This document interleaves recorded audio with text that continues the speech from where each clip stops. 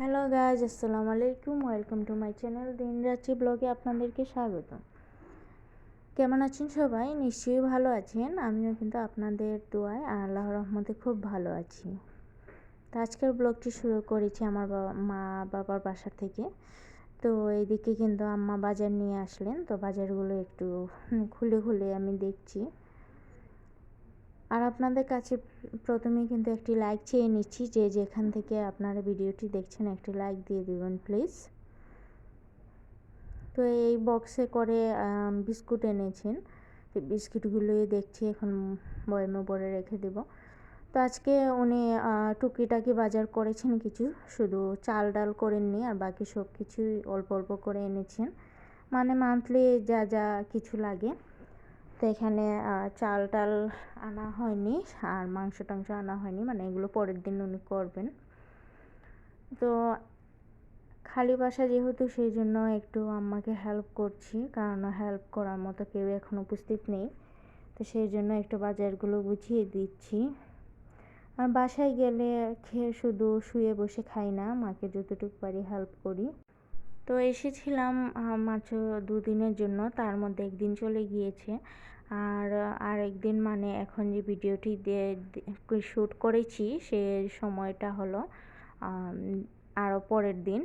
তো 2 দিনের দিন। তো এখন এগুলো গুছিয়ে নিচ্ছি, আর আমার বাসা থেকে মানে শ্বশুর বাসা থেকে কিছু মেহমান আসবেন। তো সেই জন্য আসলে একটু একটু করে বাজার সাজার করে তারপর একটু গুছানোর পালা। এসেছিলাম মাত্র 2 দিনের জন্য, তার মাঝে একদিন চলে গিয়েছে এগুলো প্রস্তুতি নিতে নিতে, আরেকদিন তো মেহমানে উসিলায় চলে গেল।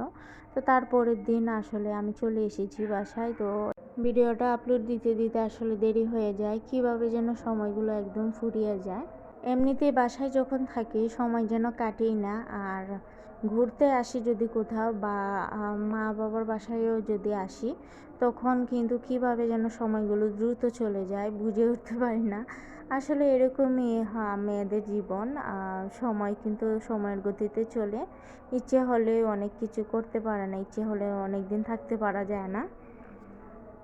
তো বিস্কিটগুলো একটু বয়ামে ভরে তারপরে রেখে দিচ্ছি, আর একটু একটু করে আম্মার কাজে হেল্প করছি।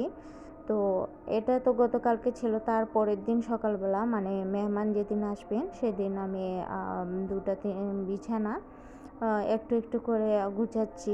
বিছানা চাদরগুলো উঠিয়ে নিয়েছি, আর একটু ধোয়া চাদরগুলো বিছিয়ে দিচ্ছি। তো আসলে আমি না থাকলে আম্মাই করতো এগুলো।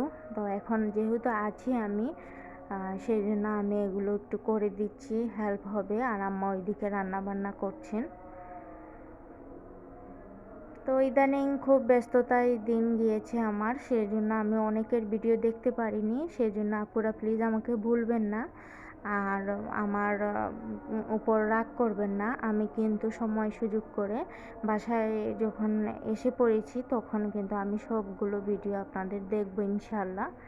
আসলে কোথাও বেড়াতে গেলে আর ভিডিওতে ফোকাস দেওয়া যায় না।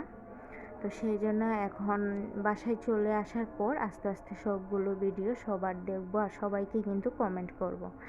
আর যারা আছেন আমার অনেক আপুরা, যারা কোনো চ্যানেল না, শুধুমাত্র এমনিতেই ভিডিও দেখেন, তো আপনাদেরকে অসংখ্য অসংখ্য ধন্যবাদ আমার চ্যানেলটির পাশে থাকার জন্য।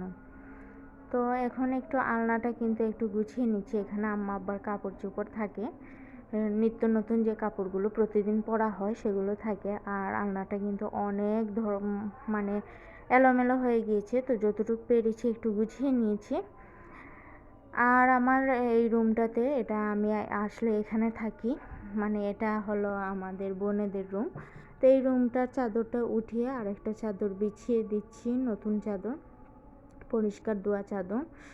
তো ঘর আস্তে আস্তে করে একটু একটু করে গুছিয়ে সব কিছু রেডি করে নিচ্ছি। আর এখন আর 1 ঘন্টা বা 2 ঘন্টা পরে কিন্তু মেহমান চলে আসবে, তো খুব দ্রুত কাজগুলো শেষ করে নিচ্ছি। আর ফাইনালি কিন্তু আমার সবগুলো কাজ করেও নিয়েছি, এই যে আপনাদের সাথে এক ঝলকে দেখিয়ে দিচ্ছি। যদিও আমাদের বাসায় তেমন কোনো ফার্নিচার নাই, সব কিছু কিন্তু হালকা পাতলা ফার্নিচার, সেই জন্য কিন্তু তেমন বেশি গুছানোর কিছুই নেই। তারপরও কিন্তু ঘর গুছাতে, ঘর পরিষ্কার করতে অনেক সময় লেগে যায়। একটু একটু করে অনেক কাজ হয়। আর এটা হলো আমার ভাইয়ার রুম। তো যেহেতু ভাইয়ার এখনও ফ্যামিলি নাই, ভাইয়াও আসেন নাই, সেই জন্য এই রুমে এখনও পর্যন্ত জিনিসপত্র তেমন কিছু নাই। ভাইয়া আসলে পরে আস্তে আস্তে গুছানো হবে। আর এটা হলো আমার আম্মার রুম, এর আগেও ভিডিওগুলোতে দেখিয়েছিলাম। তো সবগুলো গুছানো শেষ, আর এখন কিন্তু দেখাচ্ছি আম্মা কী কী রান্না করেছেন। তো এখানে মুরগি, গরু, তারপরে পুঁই শাকের তরকারি মাছ দিয়ে, তারপরে টক ছিল, তারপর মাছ ভুনা ছিল, তারপর পোলাও ছিল, মানে অনেক কিছু করা হয়েছে। আর এখানে কয়েক জাতের ভর্তা করা হয়েছে, আর শুটকি তরকারিও ছিল। ভর্তাগুলো কিন্তু আমার স্পেশালি শাশুড়িরা অনেক পছন্দ করেন আম্মার হাতের ভর্তাগুলো। তো সবগুলো ভর্তা কিন্তু আপনাদের সাথে শেয়ার করে দিয়েছি। আর ইতিমধ্যে কিন্তু ওনারা চলে এসেছেন, এখন ওনাদেরকে খাবার সব কিছু দিয়ে দিয়েছি টেবিলে। আসলে মেহমানের সামনে ভিডিও করতেও খারাপ লাগে, লজ্জাবোধ হয়, তারপরও একটু ফাঁকে করে নিলাম, যেহেতু সব কিছু আপনাদের সাথে শেয়ার করি। তো সেই জন্য ওনাদেরকে তো আর শেয়ার করতে পারলাম না, পারবও না। তো শুধুমাত্র যখন ওনারা খাবার দাবার খাচ্ছেন তখন আপনাদের সাথে একটু শেয়ার করে দিলাম। আর এখন ফাঁকে আবার দই আইসক্রিম ওনাদেরকে দেওয়া হয়েছে, তো এটা আর তোলা হয়নি। এখন খুব সুন্দর করে চা বানিয়েছি। আজকে এত সুন্দর চা হয়েছে, আমি জানি না কেন এত সুন্দর চা হলো আর এত মজা হয়েছে। তা আমার কিন্তু আহামরি মজা হয় না আমার হাতের চা, কিন্তু আজকের চাটা ভালো হয়ে গেছে। তো আজ এই পর্যন্ত, ভালো থাকবেন, আল্লাহ হাফেজ।